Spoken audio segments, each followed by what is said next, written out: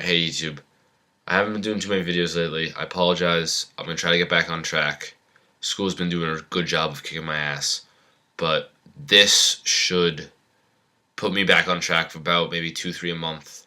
And then I'm working on getting a gun cam, and when I have that, expect a lot more a month. So this is a little short video of these 3 batteries. This isn't necessarily a type of a Lipo battery versus a 9.6 battery. This is more of a size difference. So this is the main focus today. Will be our Echo 1 11.1 volt 15C Lipo. This is a really tiny one. It goes for $65 on Airsoft GI for a battery, for this battery to charge in a Lipo sack. Please note this did not come wired to Dean's. I did that myself.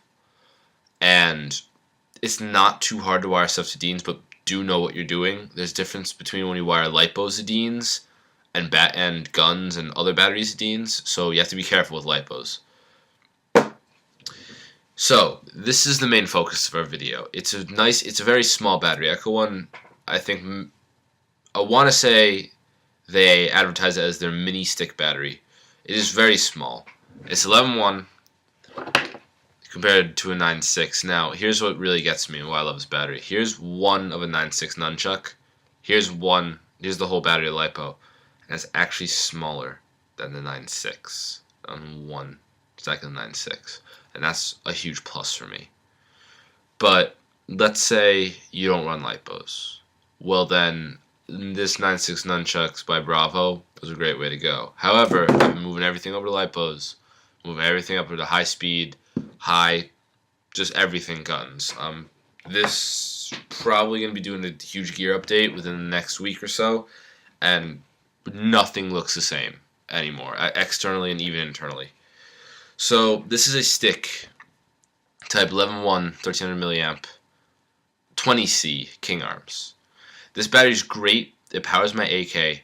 The only difference is that this has higher mAh and it's a lot bigger.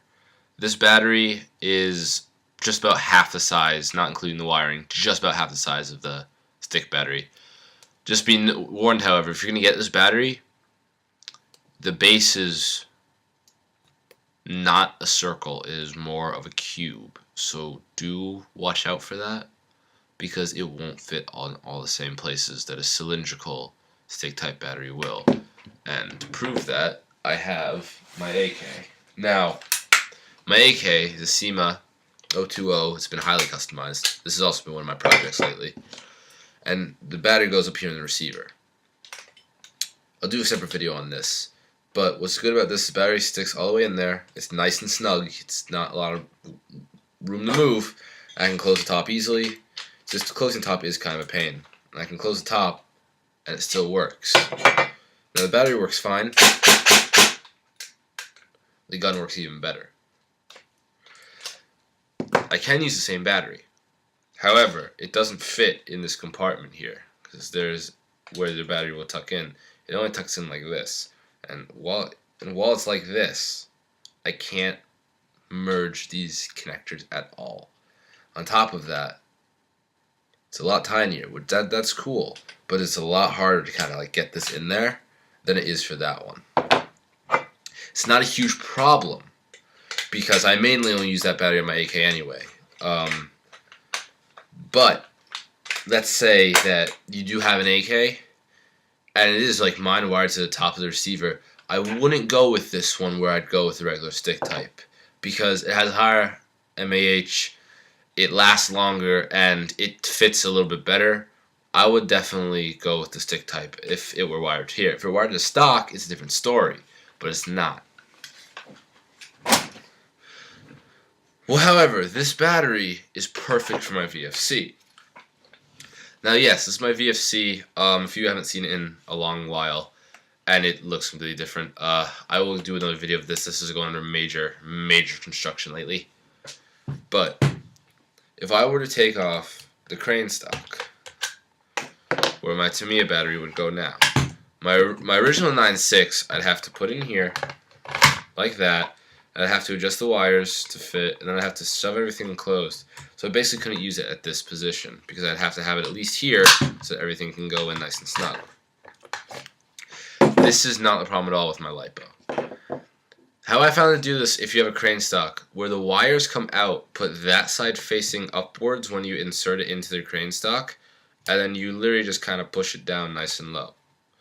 And what I do is I'm going to take a pen or pencil, just kind of tap it in a little bit, and now it's in as it's going. Bam! I can connect these two, no problem, no sweat. And I can still use all 5 positions. However, for me, I'm actually going to have 4 because I have this paracord sling mount on here. Don't know if you guys can see that too well.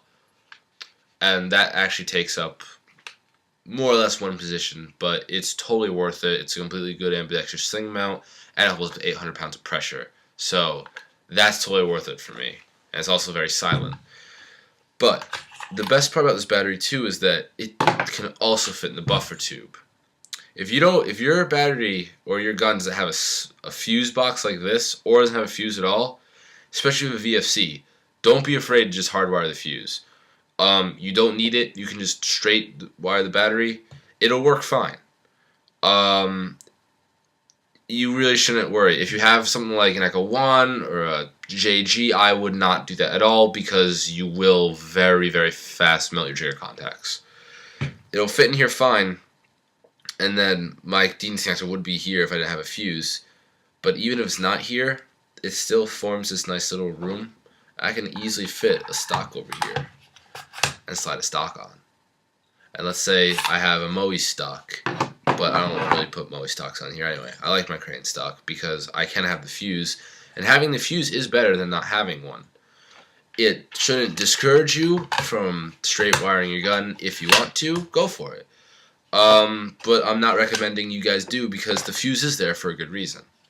However, this battery's great. It's small, it's tiny, it's 1100 milliamps. It gets the job done.